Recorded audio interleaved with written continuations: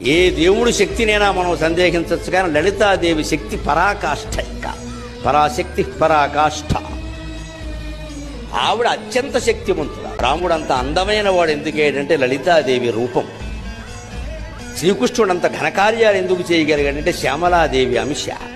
భగవంతుడు శ్రీకృష్ణుడు ఒక్కసారిగా కొద్ది సమయంలో 2-2.5 గంటల్లో అంత భగవద్గీత ఎందుకు చెప్పగలిగాడు తక్కువ సమయంలో అంటే శ్యామలాదేవి ఆయన్ని ఆవేశించింది.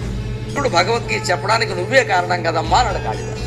అది కృష్ణుడు కూడా చెప్పాడు. తర్వాత ఎప్పుడో మళ్ళీ అర్జునుడు భగవద్గీత మళ్ళీ చెప్పమంటే ఏమైనా రికార్డా టైప్ రికార్డా అని అడిగాడు. ఒక మహాయోగ శక్తి నన్ను ఆవేశించి చెప్పానయ్యా, లేకపోతే నేనేమంటే చెప్పడానికి. ఆ మహాయోగ శక్తి శ్యామలాదేవి అని అశ్వమేధ పర్వంలో అర్జునుడు కృష్ణుడు చెబుతాడు. భారతం మొత్తం చదివితే తెలుస్తుంది.